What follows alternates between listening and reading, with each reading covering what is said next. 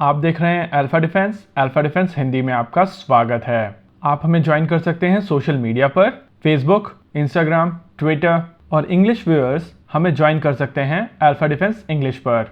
आइए शुरू करते हैं आज का वीडियो।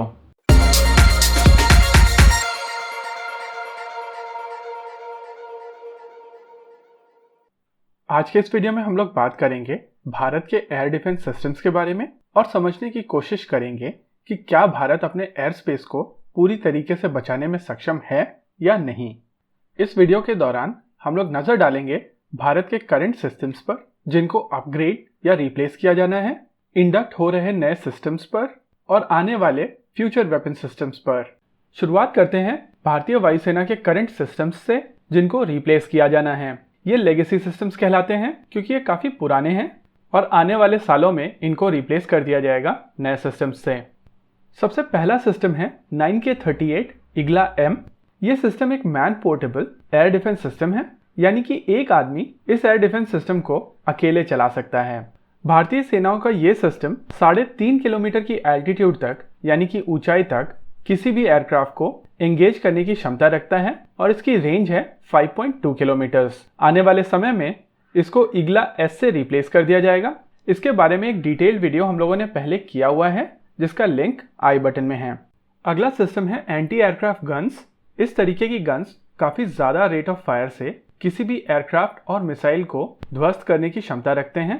जब कभी दुश्मन का एयरक्राफ्ट, मिसाइल, हेलीकॉप्टर या फिर drone front line air defence system से बच के अंदर आ जाता है तब ये सिस्टम्स उसको एंगेज करते हैं।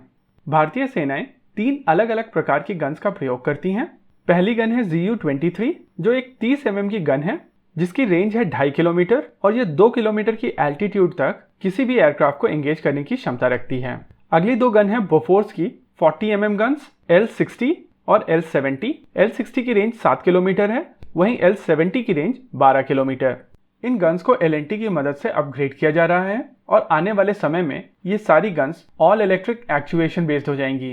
एंटी एयरक्राफ्ट गन्स में गनर के लिए ज़्यादा प्रोटेक्शन नहीं होती और इसी चीज़ को दूर करने के लिए ZSU-23-4 शिल्का का निर्माण किया गया।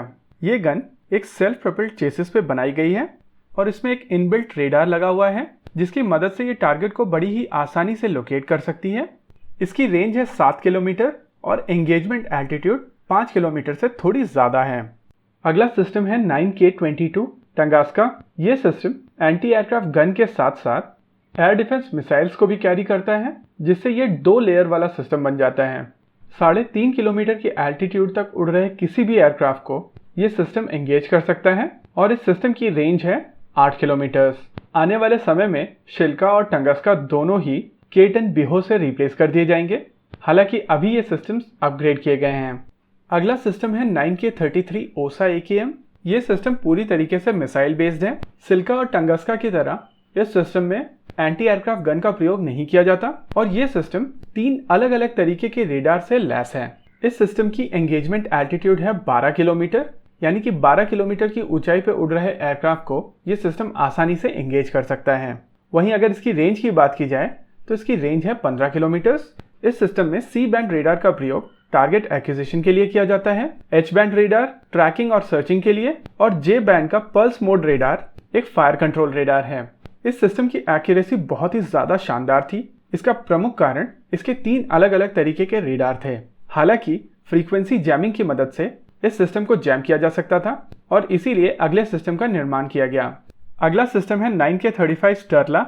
ये सिस्टम ओसा AKM को कॉम्प्लीमेंट करने के लिए बनाया गया था।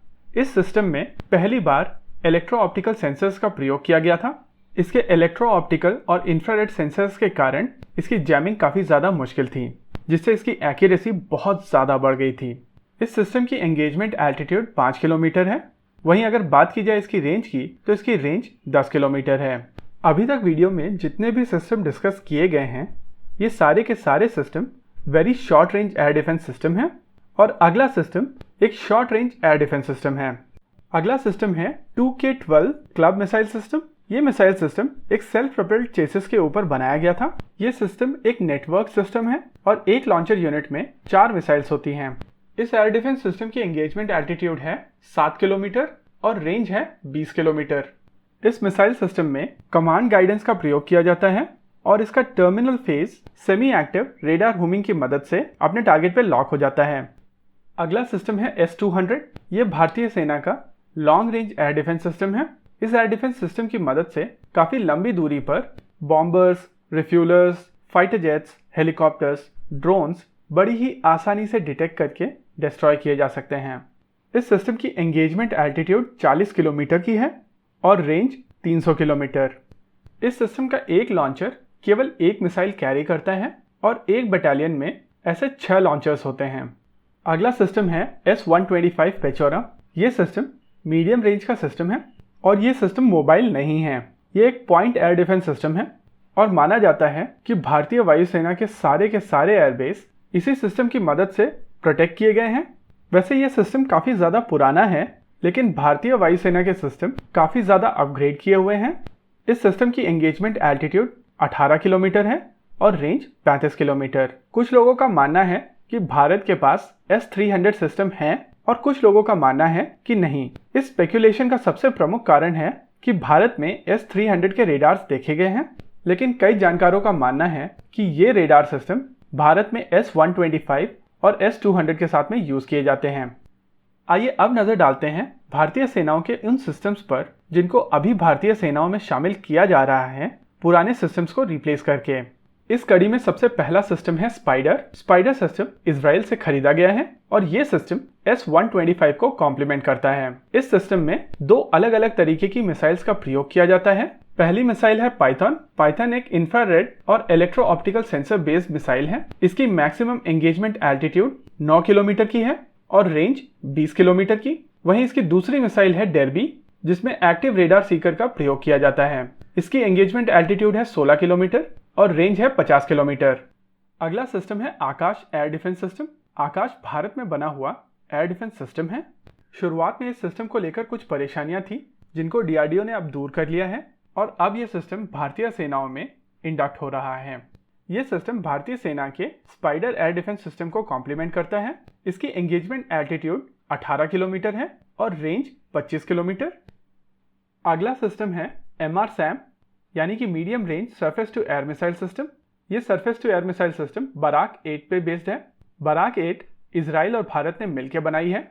इस सिस्टम की एंगेजमेंट एल्टीट्यूड है 16 किलोमीटर और इसकी रेंज है 70 किलोमीटर। वैसे बराक 8 ER भी बना ली गई है और इस मिसाइल सिस्टम की रेंज होगी 100 किलोमीटर, लेकिन अभी तक इस सिस्टम को भारतीय सेनाओं की तरफ से कोई भी पॉजिटिव रिस्पांस नहीं मिला है। हालांकि MRSAM भारतीय वायुसेना में शामिल कर ली गई है। अब बात करते हैं भारतीय सेनाओं के आने वाले सिस्टम्स के बारे में। इस कड़ी में सबसे पहला सिस्टम है QRSAM। QRSAM का अर्थ है quick reaction surface to air missile system. इस सिस्टम के ऊपर हम लोग एक डिटेल्ड वीडियो कर चुके हैं, जिसका लिंक आई बटन में है। ये सिस्टम DRDO की मिसाइल सिस्टम सक्सेस स्टोरी का एक जीता जागता एग्जाम्पल है। अपने टेस्ट के दौरान इस सिस्टम ने बहुत ही बेहतरीन परफॉर्म किया है। इस सिस्टम की एंगेजमेंट एल्टीट्यूड है 6 किलोमीटर और रेंज है 25 किलोमीटर। इस सिस्टम को भारतीय सेनाओं के 9K-33 ओसा, 9K-35 स्टर्ला और 2K-12 क्लब को रिप्लेस करने के लिए बनाया जा रहा है। इस तरीके के मिसाइल सिस्टम्स आपके बैटल फॉर्मेशन के साथ चलते हैं और इसीलिए ये सिस्टम भारतीय कोल्ड स्टार्ट डॉक्ट्रिन के लिए काफ़ी ज़्यादा इंपॉर्टेंट सिस्टम है। अगला सिस्टम है केटन बेहो। ये सिस्टम भारत साउथ कोरिया से खरीद रहा है। इस सिस्टम में एंटी एयरक्राफ्ट गन और एयर डिफेंस मिसाइल सिस्टम का प्रयोग किया जाता है। इस सिस्टम की एंगेजमेंट एल्टीट्यूड 4 से 5 किलोमीटर की है। वहीं अगर बात की जाए इस सिस्टम की रेंज की, तो इस सिस्टम की गन की रेंज है 5 किलोमीटर और मिसाइल की रेंज है 7 किलोमीटर। जब यह सिस्टम भारतीय सेना में शामिल हो जाएगा तो यह सिस्टम 9K-22 टंगस्का को रिप्लेस करेगा। अगर बात की जाए अगले सिस्टम की, तो अगला सिस्टम भारत में बनाया जा रहा है। यह सिस्टम है XRSAM। XR का अर्थ है extended range surface to air missile system. इस सिस्टम में देश में बनी एक नई मिसाइल का प्रयोग किया जाएगा और इसकी रेंज होगी 250 किलोमीटर। अगर बात की जाए इसके एंगेजमेंट एल्टीट्यूड की, तो इसके एंगेजमेंट एल्टीट्यूड के बारे में ज़्यादा जानकारी पब्लिक डोमेन में नहीं है, लेकिन माना जा रहा है कि इसकी एंगेजमेंट एल्टीट्यूड 18 किलोमीटर से ज़्यादा होगी। अगर बात की जाए स्लो मूविंग टारगेट्स की, तो ये मिसाइल सिस्टम तकरीबन 350 किलोमीटर दूर स्लो मूविंग टारगेट्स को बड़ी ही आसानी से एंगेज कर सकेगा। स्लो मूविंग टारगेट्स जैसे कि बॉम्बर्स, एवैक्स, ट्रांसपोर्ट एयरक्राफ्ट या रिफ्यूलर्स। अगला सिस्टम है S-400 Triumf. S-400 Triumf Russia का long range advance air defence system है। इस एयर डिफेंस सिस्टम को लेकर भारत और यूनाइटेड स्टेट्स ऑफ अमेरिका में काफ़ी ज़्यादा खींचतान मची हुई थी, लेकिन डिप्लोमेटिक चैनल्स के माध्यम से भारत ने इस परेशानी को हल कर लिया है और आने वाले समय में भारत को S-400 ट्रायम्फ की 5 रेजिमेंट्स मिलेंगी। इस मिसाइल सिस्टम पर हम लोगों ने एक डिटेल्ड वीडियो किया हुआ है जिसका लिंक आई बटन में है। ये मिसाइल सिस्टम 4 अलग अलग तरीके की मिसाइल्स का प्रयोग करता है, जिसके कारण इसकी एंगेजमेंट एल्टीट्यूड है 60 किलोमीटर और रेंज है 400 किलोमीटर। ये एयर डिफेंस सिस्टम आज की तारीख में दुनिया के बेस्ट एयर डिफेंस सिस्टम्स में से एक है। अगर बात की जाए अगले सिस्टम की, तो अगला सिस्टम है आकाश एनजी। ये DRDO का अगला प्रोजेक्ट है। इस प्रोजेक्ट के तहत DRDO आकाश मिसाइल सिस्टम को और भी ज़्यादा एडवांस और लॉन्ग रेंज बनाएगा। इस नए सिस्टम में एक नई तरीके की मिसाइल यूज़ की जाएगी। आकाश मिसाइल सिस्टम कैनिस्टर्स में नहीं है और इस कमी को दूर करने के लिए आकाश एनजी में ये मिसाइल्स कैनिस्टर्स में होंगी। इस मिसाइल सिस्टम की भी एंगेजमेंट एल्टीट्यूड 18 किलोमीटर की ही होगी, वहीं रेंज 50 किलोमीटर से ज़्यादा होगी। आकाश एनजी में एक्टिव इलेक्ट्रॉनिकली स्कैन्ड अरे रेडार का प्रयोग किया जाएगा। ये रेडार अभी की आकाश मिसाइल सिस्टम के राजेंद्र रेडार को रिप्लेस करेगा। अगला सिस्टम है बैलिस्टिक मिसाइल शील्ड। ये सिस्टम 2 फेज में बनाया जाएगा, यानी कि फेज 1 और फेज 2। माना जाता है कि फेज 1 कंप्लीट हो चुका है। ये सिस्टम एक डबल टियर सिस्टम भी होगा। इसमें 2 अलग अलग तरीके की मिसाइल्स का प्रयोग किया जाएगा। पहला मिसाइल सिस्टम अपने टारगेट को वायुमंडल के बाहर जाकर वहीं पर नष्ट कर देगा, जिसको बोलते हैं एक्सो एटमॉस्फेरिक एंगेजमेंट। इस एंगेजमेंट की एल्टीट्यूड होगी 50 से 80 किलोमीटर। लेकिन अगर ये टारगेट पृथ्वी के वायुमंडल के अंदर आ जाता है, इस मिसाइल सिस्टम की दूसरी मिसाइल जो कि एंडो एटमॉस्फेरिक एंगेजमेंट के लिए बनाई जा रही है, वो मिसाइल सिस्टम इस टारगेट को 30 किलोमीटर की एल्टीट्यूड तक जाकर आसानी से नष्ट कर सकती है। जहां पहली मिसाइल सिस्टम थी पैड यानी कि पृथ्वी एयर डिफेंस, वहीं दूसरी मिसाइल थी एडवांस एयर डिफेंस। बाद में इस प्रोग्राम में पृथ्वी एयर डिफेंस को रिप्लेस किया गया पृथ्वी डिफेंस व्हीकल से। इस मिसाइल सिस्टम की एंगेजमेंट एल्टीट्यूड 150 किलोमीटर हो गई थी। कुछ जानकारों के मुताबिक मिशन शक्ति में यूज की गई मिसाइल एक मॉडिफाइड पृथ्वी मिसाइल थी और ये PDV Mark 2 है, यानी कि पृथ्वी डिफेंस व्हीकल Mark 2, जो कि बैलिस्टिक मिसाइल शील्ड फेज 2 में यूज की जाएगी। आने वाले समय में भारतीय एयर डिफेंस सिस्टम एक मल्टी टियर्ड एयर डिफेंस सिस्टम बन जाएंगे। इस सिस्टम में कई सारी लेयर्स होंगी। अगर बात की जाए बैलिस्टिक मिसाइल शील्ड लेयर की, तो इसमें सबसे नीची लेयर होगी एडवांस एयर डिफेंस सिस्टम की, जिसकी एल्टीट्यूड होगी 30 किलोमीटर। फिर बारी आएगी पृथ्वी एयर डिफेंस सिस्टम की, जिसकी एल्टीट्यूड होगी 80 किलोमीटर।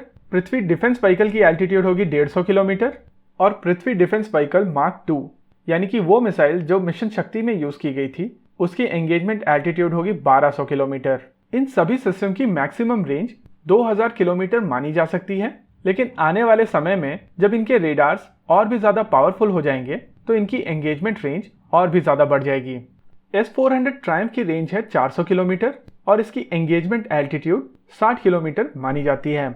इसके बाद लेयर आती है XR SAM की, जिसकी रेंज होगी 250 किलोमीटर और एंगेजमेंट एल्टीट्यूड होगी 18 किलोमीटर।